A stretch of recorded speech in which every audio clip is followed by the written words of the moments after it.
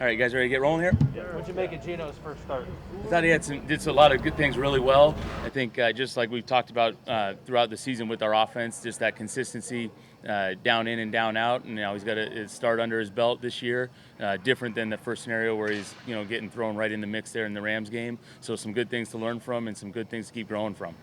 Did you have a feeling the passing game would be that short, or was that what they were doing defensively? Yeah, I think a little bit of it a product of their rush and a product of trying to get the ball out of our hands quickly and doing a good job knowing that those guys were doing a great job of getting after the quarterback there. So just a combination of things, and then the way some coverage contours played out didn't allow us to get the ball down the field on some of the ones that were called deeper. So just another chance to grow from it, learn from those experiences for Geno and for the rest of our offense and move forward this week. What was the conversation like at halftime that sort of led to emphasizing more of the runs?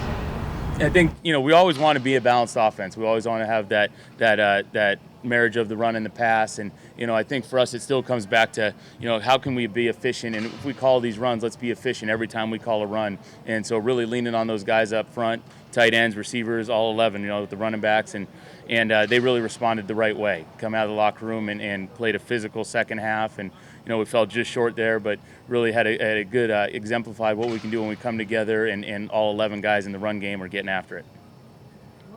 What was different without Russell Wilson, whether it's communication or what plays you called, or what was different? I think, anytime you're going with a different quarterback, like those guys are going to have some nuances, and you take a guy like Russell Wilson who's had so much success and so many great experiences over the course of his career, and, we've gotten a chance to work together in that, him in the starter role over these last several months, you get to that comfort level, and then adjusting with Geno. Like I had said last week, the great thing with Geno is the way he had prepared, the way he'd come about every week was as if he was the starter. So from a communication standpoint, nothing really different when I'm dealing with Geno. He sees the game really well, was able to get us in and out of a lot of the same checks and get into the right runs throughout the course of the game. And then I think just from the standpoint of getting his first chance to get out there, get his first start under his belt, where he's playing through all the situations through that 4 quarters of the game, just to continue to learn how he and I can communicate well at a high level in between series, which we'll continue to keep doing.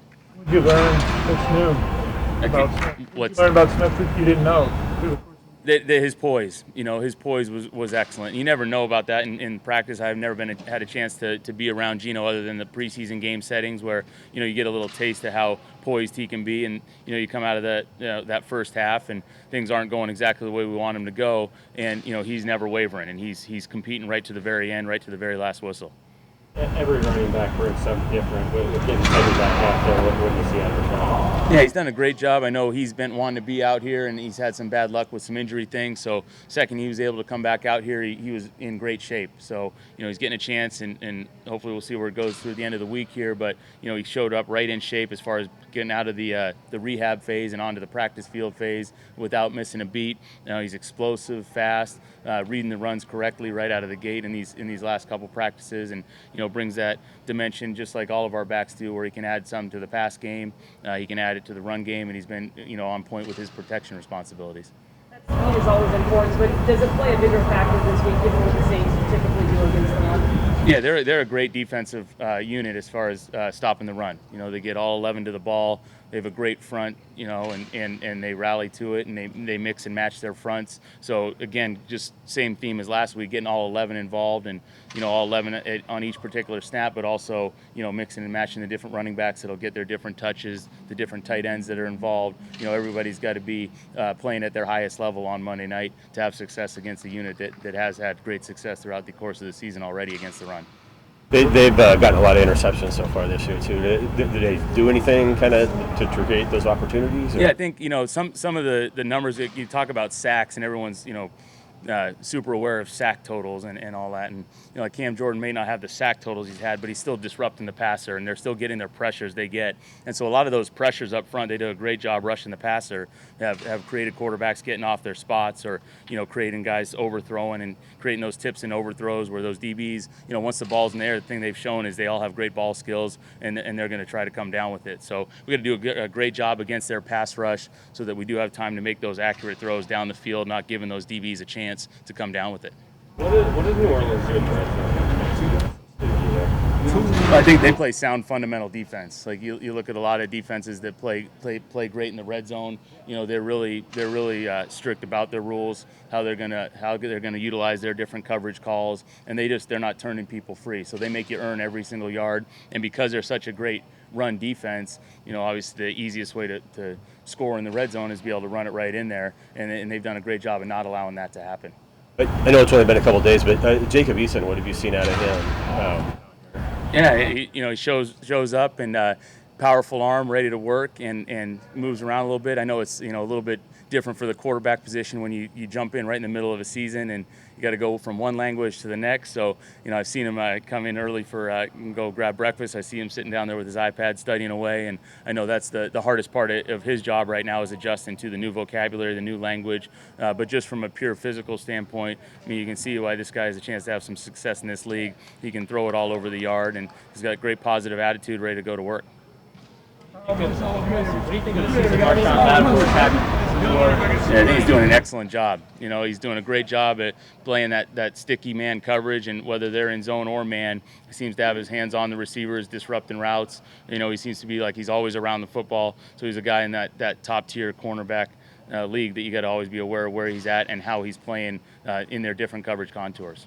With Eason, how much of the playbook can he know to be a number 2 Monday night? How realistic is that? Yeah, I think he could know the basics of it. I think would be a realistic expectation. The one thing is with him, he's been around enough football that I think he could be able to have a pretty good grasp on all our core concepts that we're going in there with. And we got 10 other guys in the huddle that if the situation did transpire where he had to be in there, whether it's through a wristband or through some of the things helping with the vocabulary, that's really the main difference, when you're transitioning from that position. So I think he'd be able to go in there and function and probably do a lot more than you might expect a guy just in there for a week in terms of understanding what the concepts are and then being able to quickly just study and make sure he's got the vocabulary right, the sequencing of the play calls and the protection calls or the run calls straight in his mind versus having to translate every single play from, hey, this is what I used to call it, to what it is now, to allow himself to play fast.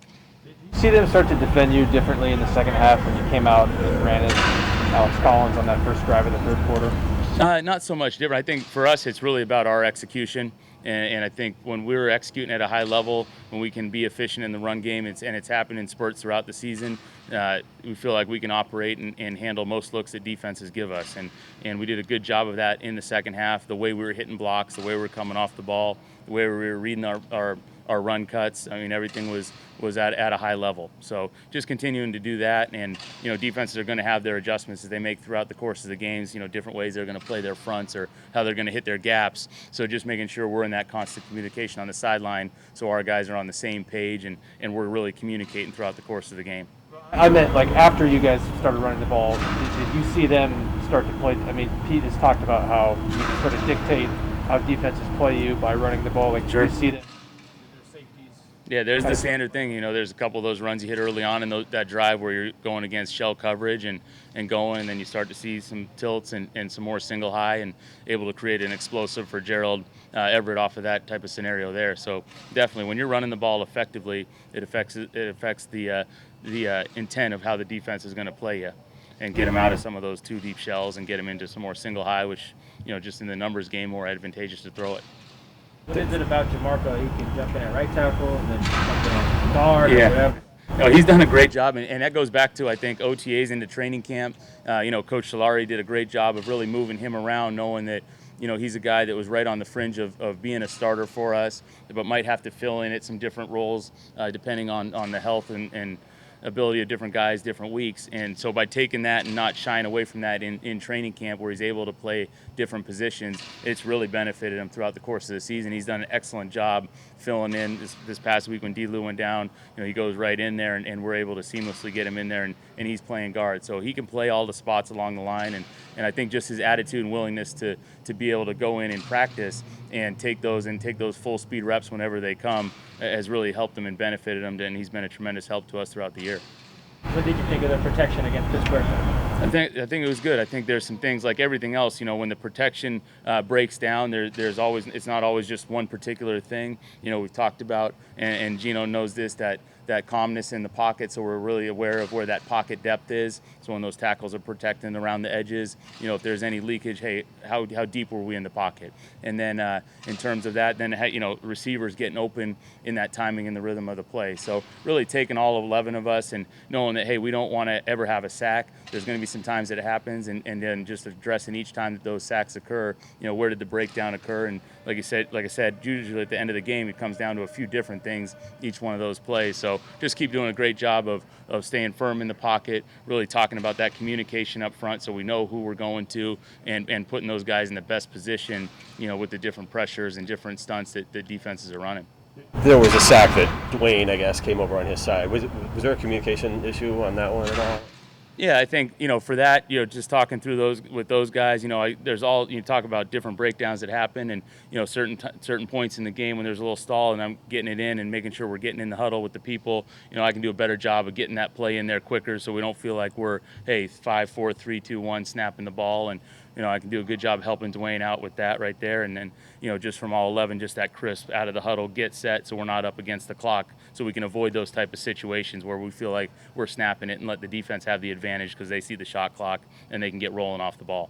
What was your coaching point to Metcalf on the last play of regulation, if there was one, when he didn't go out of bounds?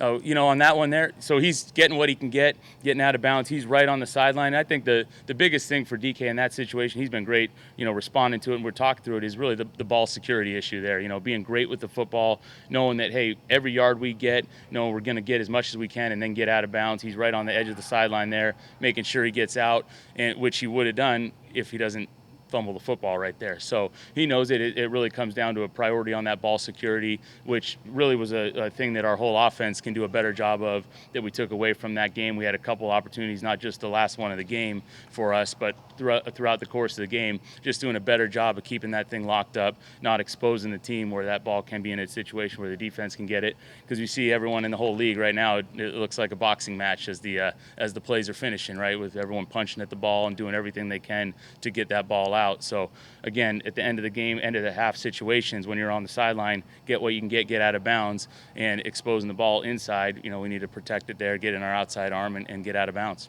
With the wristbands, the young quarterbacks, where is the idea that like you just give them a number and then they find the number so they don't have to hear you call the play?